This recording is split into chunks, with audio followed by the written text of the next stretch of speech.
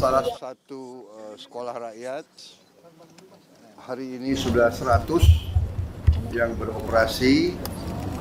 Saya dapat laporan akhir September, 2 minggu lagi, 3 minggu lagi akan jadi 165 sekolah rakyat. Insya Allah Oktober saya diminta meresmikan. Jadi saya tadi melihat, saya kira cukup prestasi Kementerian Sosial, Kementerian Pendidikan Dasar dan Menengah, para guru, wali asrama, semua pihak yang telah bekerja keras. Saya tidak menduga bisa begini cepat. Tahun depan akan kita tambah 100 lagi ya. 100 lagi, terus setiap tahun 100. Sasaran kita 500 sekolah rakyat di titik-titik kantong-kantong rakyat kita yang paling tertinggal, rakyat kita yang paling ekonominya susah. Kalau istilah statistik desil 1 dan 2. Tapi saya sedang juga merencanakan untuk desil 2, 3, 4, dan 5. Ini sedang kita rencanakan ya, supaya semua anak-anak kita harus mengalami pendidikan dengan fasilitas yang bagus. Kita tidak boleh ketinggalan dengan bangsa lain. Itu cita-cita kita. Insya Allah kita akan sampai ke situ. Tapi alhamdulillah sekolah rakyat, jadi anak-anak yang putus sekolah bisa sekolah. Anak-anak yang tadinya mungkin merasa rendah diri karena orang tuanya sangat susah hidupnya, kita tarik keluar, kita beri lingkungan yang sebaik-baiknya supaya dia percaya diri dan dia dapat pendidikan yang terbaik yang bisa kita berikan.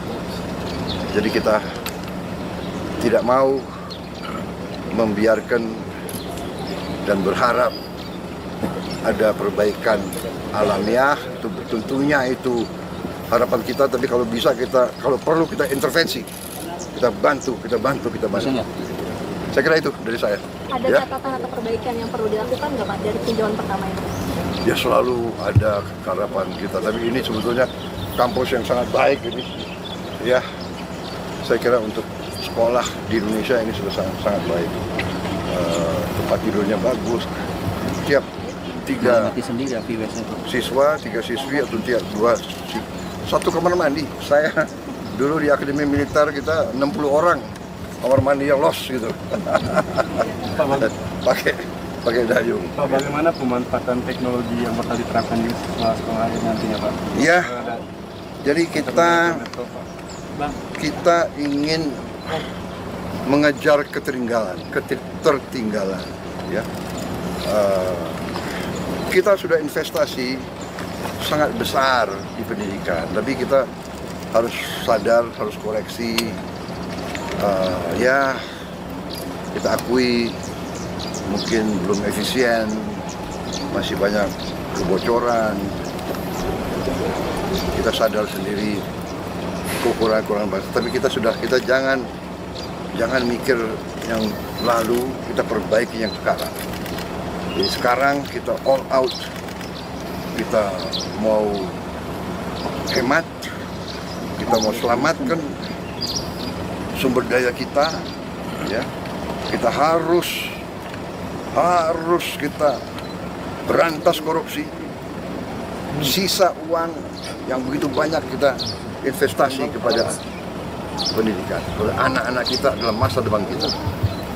Jadi itu dengan kalau perlu dan tidak kalau perlu kita harus pakai teknologi.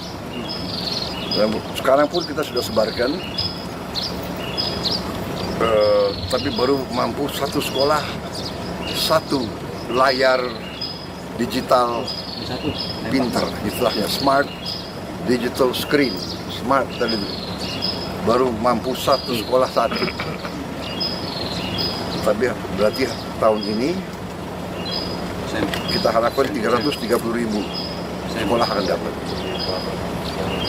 November 10 saya dapat laporan, November 10 100.000 sekolah akan dapat.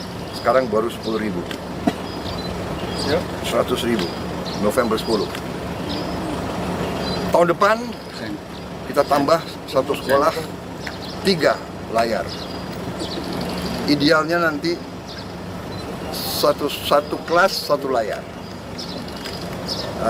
Di situ pelajaran-pelajaran dengan konten yang terbaik, animasi, dan kita bisa long distance education, tele education. Karena apa? Untuk membantu daerah-daerah terluar, terpencil, juga daerah-daerah di Jawa, Sumatera, Kalimantan, Sulawesi yang guru-gurunya kurang guru, atau gurunya juga mungkin penatarannya agak terbatas.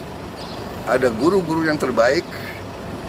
Tiap mata pelajaran kita akan seleksi mungkin 20-30 guru terbaik. Tiap mata pelajaran akan siaran dari studio jarak jauh. Berarti secara teoritis guru ini bisa bantu semua kelas di seluruh Indonesia. Jadi itu tadi teknologi kita gunakan, ya. Dan juga smart TV ini interaktif. Jadi itu kamera juga. Jadi saya dari pusat, saya bisa lihat kelas yang nggak ada gurunya. Saya bisa lihat kelas yang mungkin gurunya kewalahan atau gurunya. Jadi ini kita bisa lihat. Jadi ini saya, ya we try our best. Kita akan berusaha segala cara untuk anak-anak kita disiapkan, dididik yang terbaik. Kita tidak boleh kalah karena dunia akan datang penuh dengan persaingan yang ketat. Oke.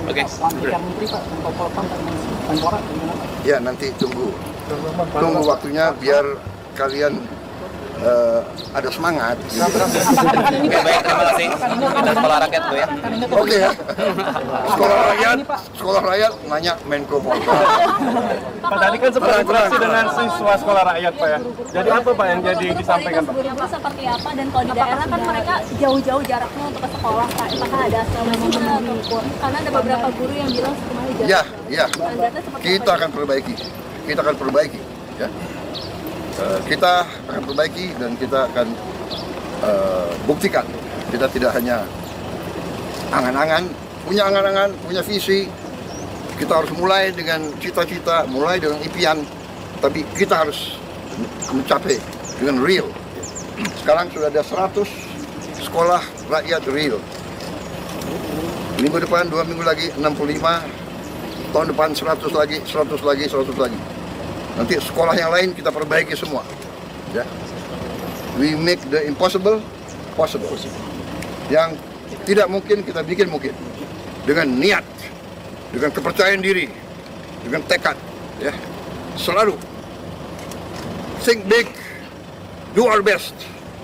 Make the impossible possible. Ajaran beliau. Mantan Menteri Pendidikan, mantan Menteri Komdigi. Jadi akan ada pelatihan terus-menerus ya Pak untuk guru-guru? Terus. Dan inilah tadi, Smart TV, mereka bisa belajar juga di luar. Karena kontennya itu 24 jam. Dia bisa kembali lagi ke murid-murid yang nanti kurang ini, bisa ulangi lagi pelajaran. Bisa ulangi, dan itu bisa juga diakses dari handphone. Semua konten bisa dari handphone. Guru pulang, dia bisa buka. Jadi kita interaktif. Jadi nanti saya kira ada interaktif ya. Ada interaktif nanti sama Dikdasmen. Guru-guru kita bikin kelas penataran khusus. Ya. Teknologi akan membuat ini mampu kita laksanakan. Oke. Terima kasih. Terima kasih Pak.